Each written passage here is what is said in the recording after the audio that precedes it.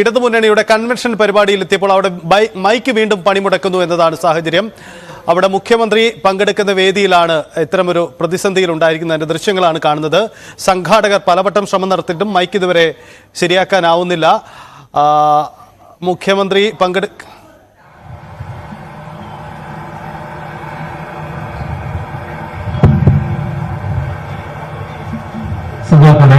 സഹോദരി സഹോദരന്മാർ, നമ്മുടെ ഈ പാർലമെന്റ് തെരഞ്ഞെടുപ്പിന്റെ പ്രാധാന്യം എല്ലാവർക്കും നല്ല നിലക്ക് ബോധ്യമുള്ള കാര്യമാണ്. അതാണ് ഈ തെരഞ്ഞെടുപ്പിന്റെ ഏറ്റവും വലിയ പ്രത്യേകത. നമ്മുടെ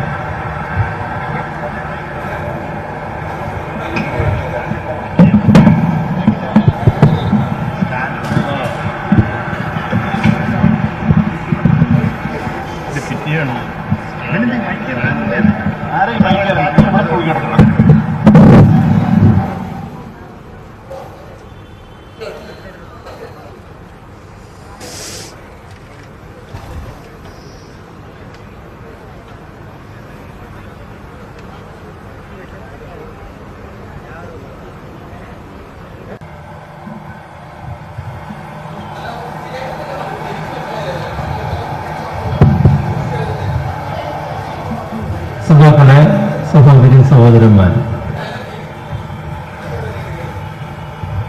നമ്മുടെ ഈ പാർലമെന്റ് തെരഞ്ഞെടുപ്പിന്റെ പ്രാധാന്യം എല്ലാവർക്കും നല്ല നിലക്ക് ബോധ്യമുള്ള കാര്യമാണ്. അതാണ് ഈ തെരഞ്ഞെടുപ്പിന്റെ ഏറ്റവും വലിയ പ്രത്യേകത. നമ്മുടെ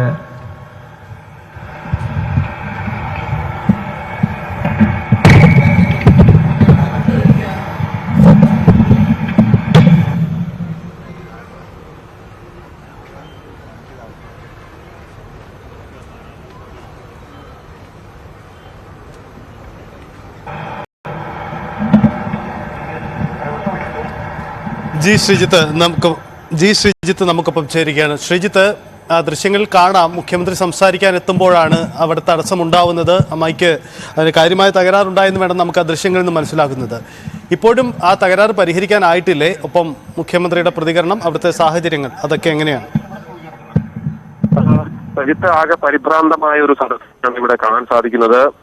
ഏതാണ്ട് എല്ലാ നേതാക്കളും ഈ സംഭവം ഉണ്ടായത് തൊട്ട് പിന്നാലെ മൈക്കിനടുത്തേക്ക് പെട്ടെന്ന് തന്നെ വന്ന് ഇത് ശരിയാക്കാനുള്ള ശ്രമം തുടങ്ങുന്നു. മൈക്ക് ഓപ്പറേറ്റ് ശ്രമിക്കുന്നു. ഇപ്പോൾ ഏതാണ്ട് 3 മിനിറ്റ് ശേഷം ഈ മൈക്ക് ഏതാണ്ട് ശരിയാക്കിയിട്ടുണ്ട് എന്നാണ് നമുക്ക് ഇവിടെ കാണാൻ കഴിയുന്നത്. അതായത് ഇത് താഴെ മുതൽ മുകളിൽ വരെ ഇരിക്കുന്ന ഒരു സ്റ്റാൻഡല്ല, ഈ ലെക്ചർ സ്റ്റാൻഡിൽ പിടിപ്പിക്കുന്ന തരത്തിലുള്ള ഒരു മൈക്കാണ് ഇവിടെ വെച്ചിരുന്നത്.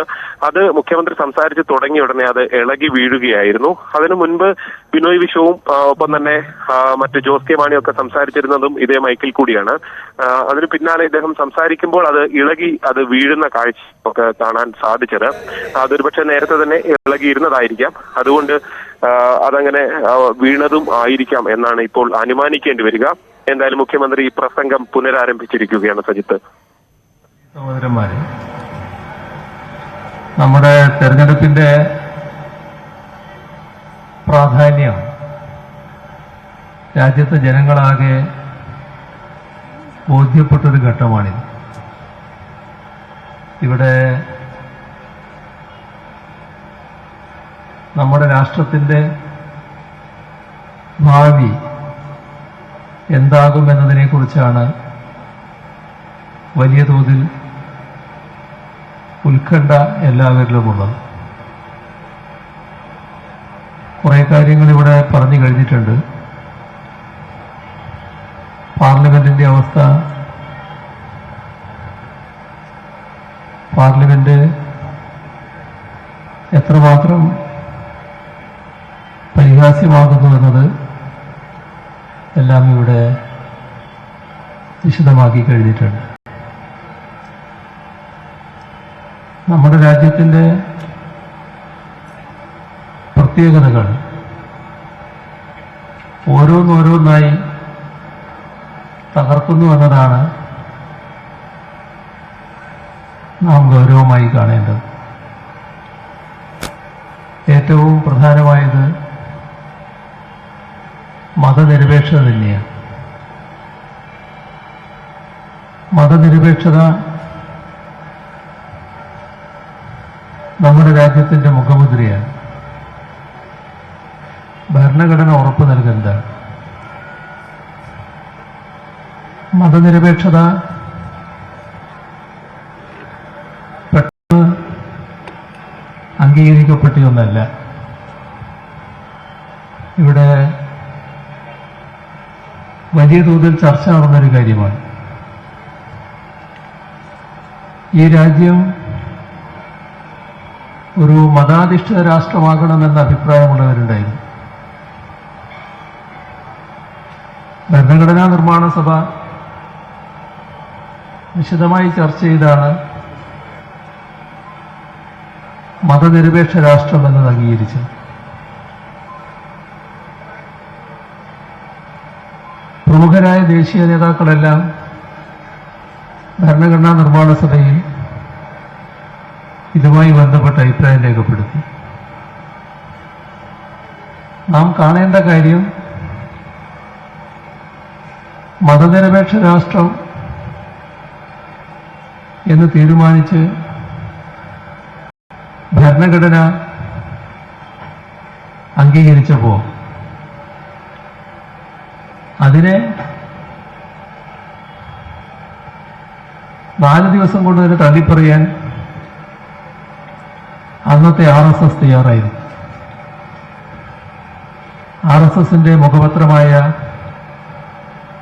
ഓർഗനൈസർ അന്ന് ഭരണഘടനയെ തള്ളിപ്പറഞ്ഞു. മാത്രമല്ല, മനുവിന്റെ നിയമങ്ങളാണ്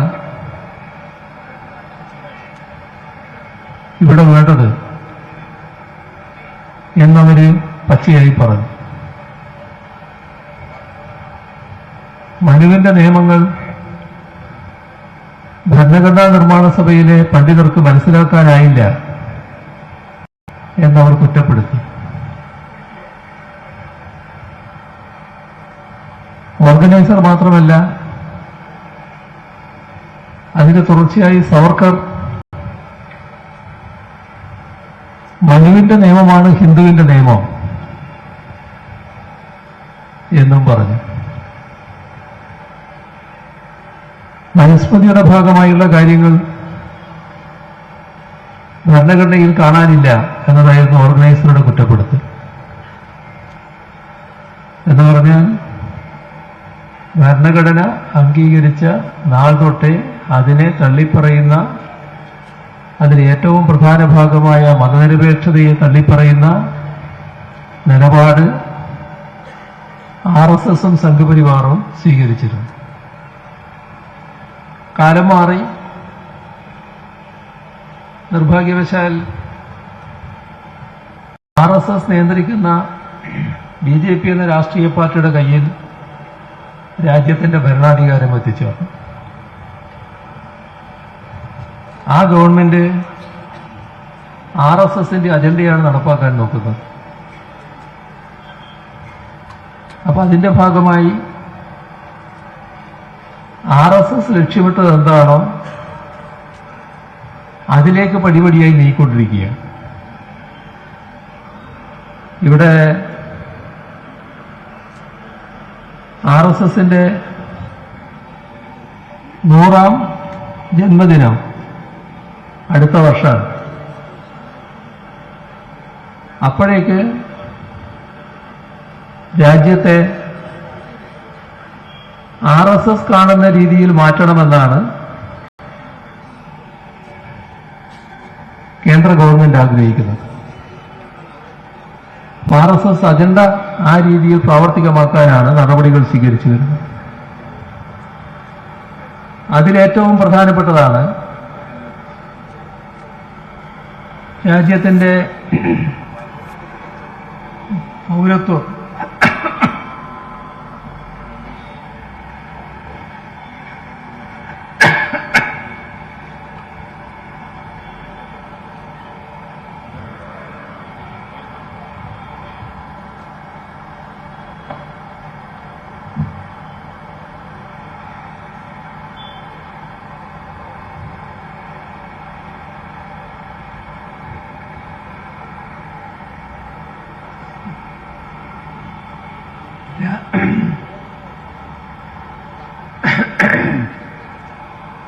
രാജ്യത്തിൻ്റെ പൗരത്വം മതാടിസ്ഥാനത്തിലാക്കി മാറ്റാനുള്ള നീക്കങ്ങൾ. ഇവിടെ നാം കാണേണ്ടത് ലോകത്ത് ഒരു പരിഷ്കൃത രാഷ്ട്രവും പൗരത്വം മതാടിസ്ഥാനത്തിലാക്കുന്നില്ല, ആക്കിയിട്ടില്ല.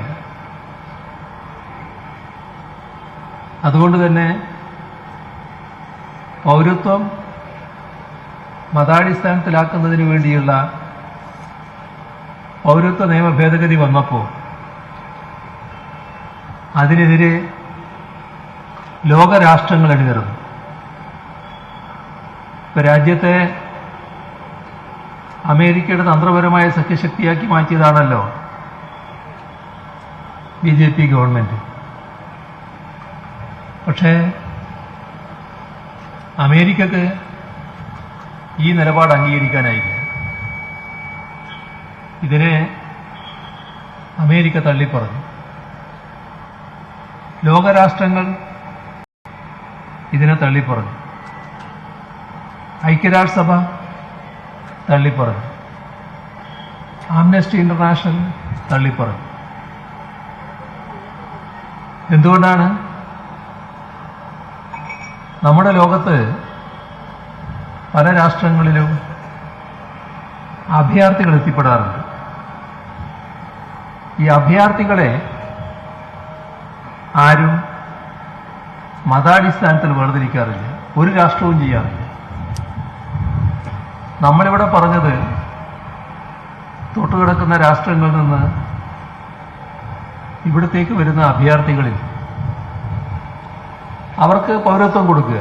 പൗരത്വം കൊടുക്കുക എന്നുള്ളത് നല്ല കാര്യം തന്നെയാണ്. പക്ഷെ എവിടെയാ തെറ്റ്? ആ പൗരത്വം ഒരു വിഭാഗത്തിനുണ്ടാകില്ല എന്ന് പറഞ്ഞു വെച്ചു. അഭയാർത്ഥികളെ മുഖ്യമന്ത്രിയാണ് സംസാരിക്കുന്നത്. മുഖ്യമന്ത്രി പൊതുവേദിയിൽ സംസാരിക്കുകയാണ്. സംഘപരിവാറിനെതിരെ രൂക്ഷമായ വിമർശനം ഉന്നയിച്ചുകൊണ്ടാണ് മുഖ്യമന്ത്രി രംഗത്ത് വരുന്നത്. എന്തായാലും മുഖ്യമന്ത്രി ഇന്ന് ഈ കേരള സ്റ്റോറി വിഷയത്തിലടക്കം ശക്തമായ അദ്ദേഹത്തിൻ്റെ പ്രതിഷേധവും നീക്കങ്ങളും ഉണ്ടാകുമെന്ന് തന്നെ നമുക്ക് പ്രതീക്ഷിക്കാം.